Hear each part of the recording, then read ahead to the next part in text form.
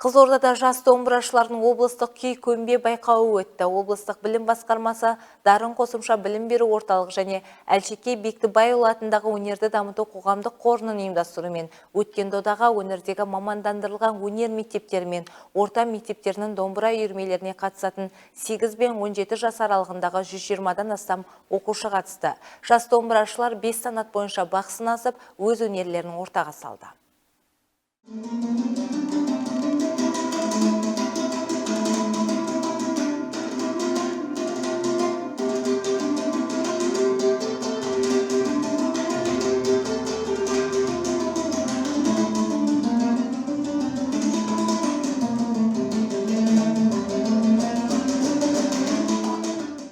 Байқауға қатысушылардың арасында тәжірибелі де жаңадан домбыра тартуды үйреніп жүрген жас өнерпаздар да бар. Мысалы, нөмірі 136 мектеп лицейінің 9 сынып оқушысы Ерназар Әбдірахманов домбырамен 2 жылдан бері дос. Ол бірнеше күйдің қыр-сырын меңгерген. Бүгінгі додаға арнайы Әлшекей Бектібайұлының шерлі күйін дайындап келіпті.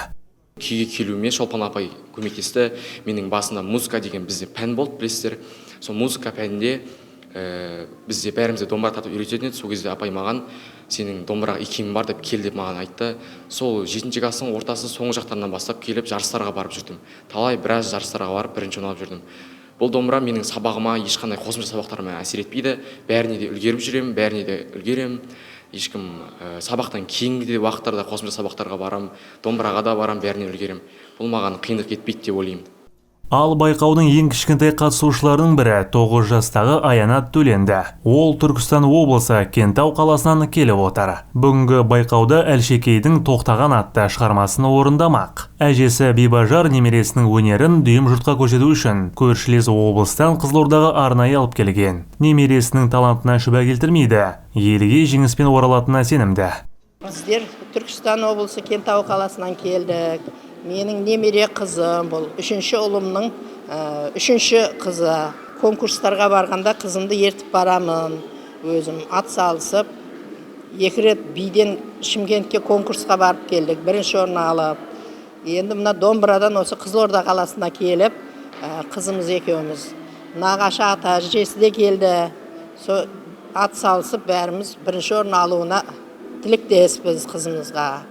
Бәріңізге сәттілік. Бала кезден бері би мен күй өнерін бірге алып келе жатқан Аянат болашақта әжесі сияқты дәрігер болуды армандайды. Домбыраға қатысқаныма 2 жылдай болды. Бірақ қазір мектепте 3-ші сынып оқимын. Мен осы Қызылордаға 1-ші орын алуға мақсатымен келдім. Бүгінгі Тоқтаған күйін тартып беремін. Атам мен әжемнің қолдауына бүгінгі 1-ші орын алуға тырысамын. Ұйымдастырушыларының айтуынша байқаудың басты мақсаты жас ұрпақтың бойындағы ұлттық өнерге деген құштарлығын арттыру, домбыраны серік етуге, бос уақыттарын тиімді өткізуге баулу.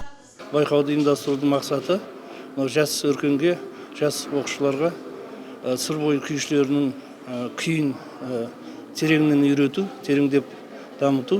Күйлерді егерде осында байқаулар өткізіп, жас ұрпақтың бойына сіңіре бермесек, бұл күйшілер ұмыт қалуы мүмкін. Сондықтан осындай бір мақсатымыз бар. Сыр бойын күйлерін, күйшілерінің күйлерін жандандыру деген.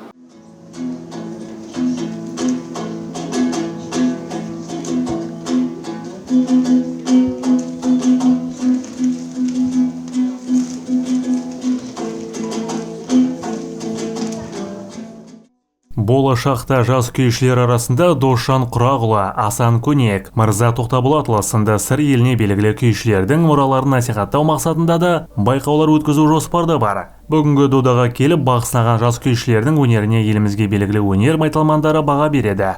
Басқа өнер зерттеушілерінің айтуы бойынша сыр бойында ойлайды, тек қана бізде жыр ғана жақсы дамыған деп. Енді әрине бізде оны айтуға тұрарлық, өйткені біздің жыршыларымызда бізден шыққан жыршылардың бәрі өте сүбелі, өте сүлейлер. Бірақ күй өнері де бізде жоқ емес. Бірақ шамалы зерттелмей, шеттеп, шамалы кенжелеу қалып зерттеліп отыр. Сондықтан енді осы зерттеулерді жүргізіп жатырмыз. Осында мысалы Шалмырза күйшіні зерттеген Қарасай Сайжанов деген ағамыз бар, мына Аралдан шыққан, қазір 75-тен асып кетті. Сол кісі монография жазған Шалмырза туралы. Оның бір 7-8 күйін оркестрге жазған. Бірақ оны құратын, оны ары қарай дамытатын ешкім жоқ. Байқау қорытындысы бойынша жеңімпаздар мен жүлдегерлерге облыстық білім басқармасы мен Әлшекей Бектібайұлы атындағы қоғамдық қорының арнайы дипломдары мен алғыс хаттары табысталады. Олжас Дәуіт, Руслан Жүсіпбеков, Сәуле Нұрпейісова, Қызылорда қоғамдық телеарнасы.